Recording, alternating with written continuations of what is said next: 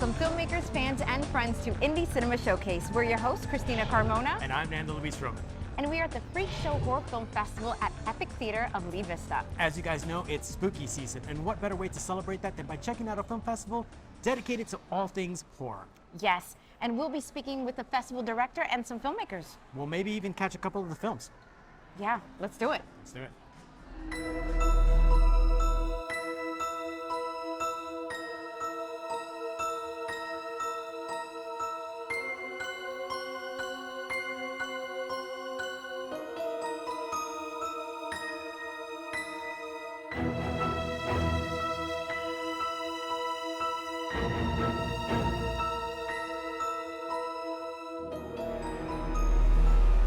All right, guys, I am here with Robert Massetti, the film festival director of the Freakshow Horror Film Fest. Okay, so thank you so much for taking the time to speak with me. Now, I want to know all about this film festival. So how did this start? Basically, we were with the convention Spooky Empire. Okay. And they didn't have a film festival at the time, so I was like, hey, you guys need a film festival? So they said, hey, run with it. And we became part of Spooky Empire. We were with them for a good 10 years. Wow. And then we decided to move away from the convention because conventions, as you know, are quite noisy. Yeah. And we wanted a better film presentation. So we decided to move it to a theater. Right, so right. How are you liking Epic? We love Epic. Epic is fantastic. They got like state-of-the-art sound, projection. They got the reclining seats. Yeah, so and that's how you want to watch a horror movie. Yeah, yes, exactly. Yeah. Nice. So let me ask you, why horror? You know, I get asked that a lot, and the simplest answer I can say is that I see horror as a safe way to be scared and confront your fears. So if you can confront your fears, you can become a stronger person. Right. And that's what I see horror films. It's a safe way to confront your fears. And in other words, it's a good way to better yourself. Yeah, and you know what? I feel like it's so great that you have this festival because there's not a lot of places for horror, I feel like, right? Yes. I mean, because you've got the gore, so a lot of people kind of shy away from it. Absolutely. So I love that. Now, horror is like this broad genre. Yes. So when you say horror, like what are you thriller? Like what classifies as horror? We will take anything that's there's horror comedies, there's horror, dramas, there's sci-fi horror, and we take it all. But the main thing about the festival and the horror genre is that we're trying to look for something new, and that's kind of hard to do because everything's been done. But the independent films that we get, they always surprise us. Yeah. And it's great, and it's also great to see that films being made here in Florida are really getting better every year because we've been getting the we've been around for 17 years. So when we first started, the films that we were getting from Florida were kind of, they're okay. But we've seen drastic improvements over the years. And just like with the Pumpkin Man, which you've talked about, it's great to see that the independent film movement in Florida is growing and the talent is here. And I've also been hearing from people that are coming in from LA to be here in Orlando. So it's growing from that aspect as well. Right, right. And now if you're a filmmaker, what is in it for the filmmakers? The filmmakers will get exposure.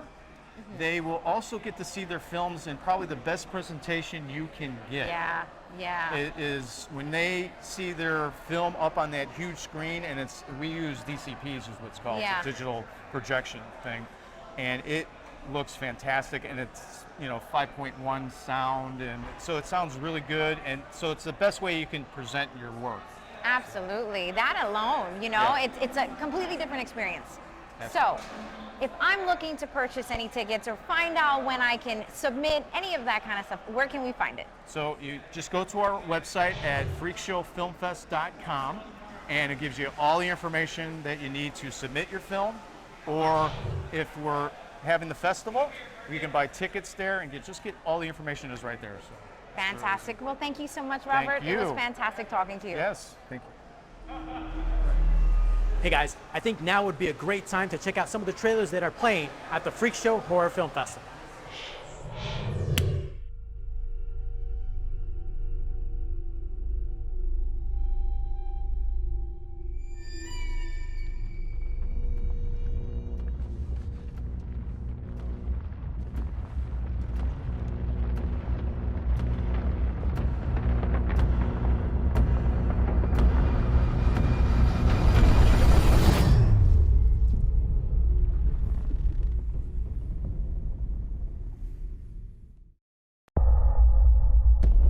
You the new girl? Yes, hi. What'd you say your name was?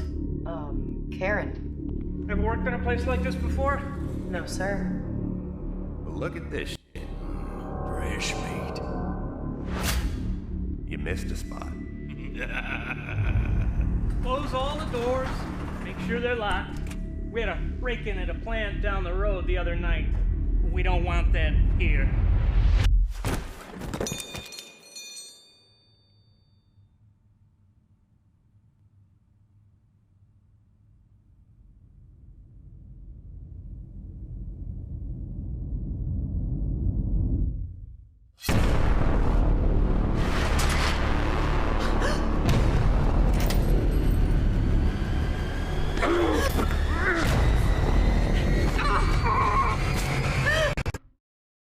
Does anybody else work night shift?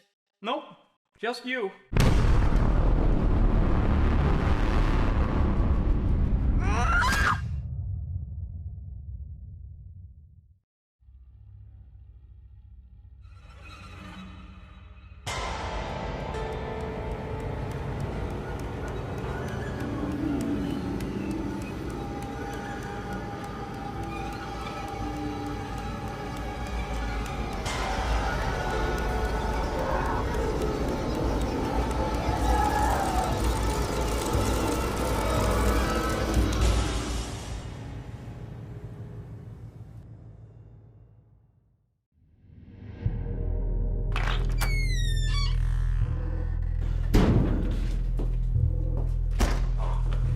¿Qué es eso? Parece un juego. A ver.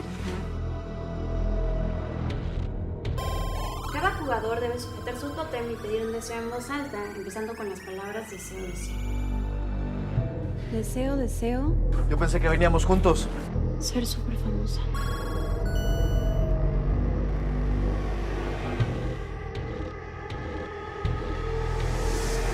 El juego es real.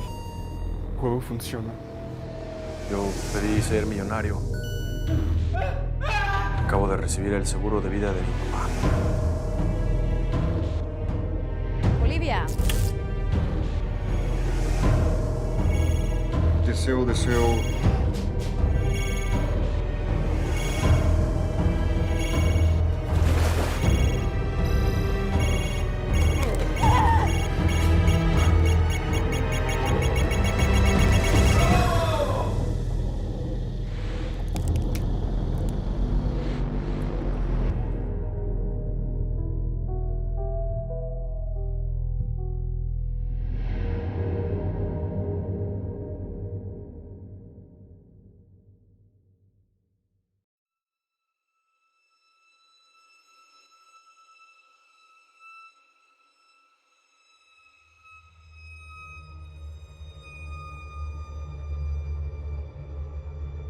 I sense your hesitation.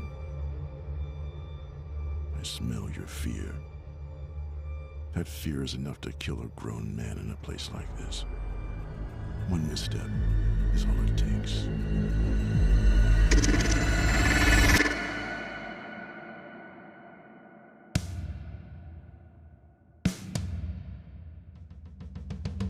Together.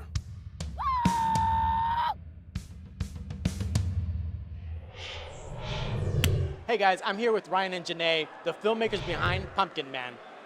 So, tell us a little about your film. So The Pumpkin Man is the feature film adaptation of a short film we did last year called The Pumpkin Man Demon of Fall. which is the 6th film in a short film series called The Pumpkin Man. And it was a reboot where I finally kind of dug in and created the character that I always wanted to. And this is just the feature film version of that film.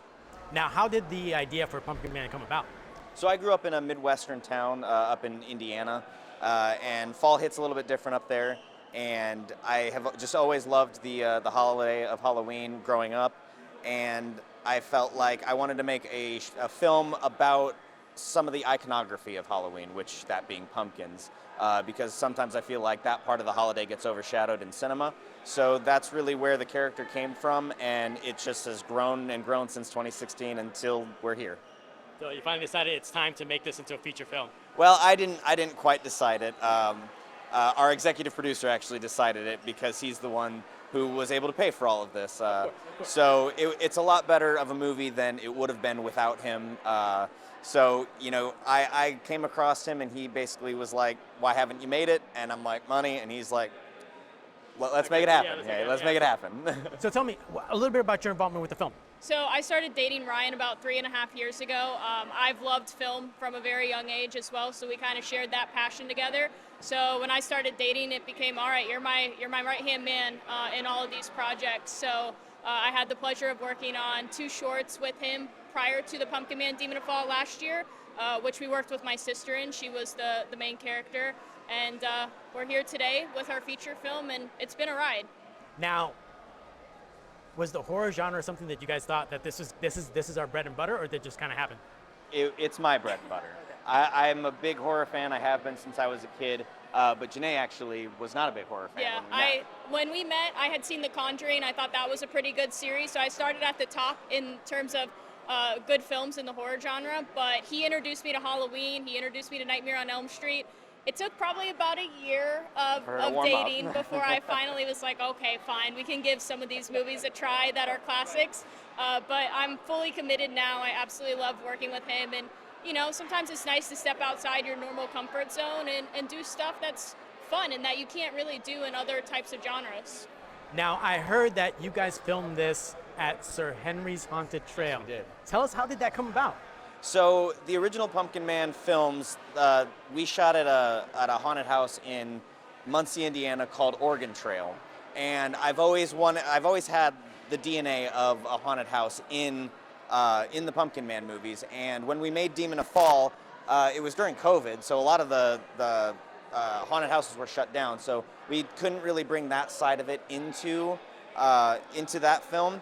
But when Jason approached us to do the feature, I knew from the very beginning that I wanted to have, you know, haunted houses in the movie because I'm a huge haunted house fan. I go to as many as I can every single year. And we went to Sir Henry's Haunted Trail the weekend after Halloween. Yeah, for the first time in 2021. Yeah, and we instantly just kind of fell in love with it. Me, because it reminded me so much of my favorite haunted house growing up, which is the Niles Scream Park in Niles, Michigan. It had that same homegrown haunted house kind of feel, and I basically talked to one guy who was actually dressed up as a pumpkin man, and he had the same mask that we used in the Demon of Fall short film. So I approached him and I was like, hey, you know, I made a short film about you. And I showed him the poster and he was like, that's me.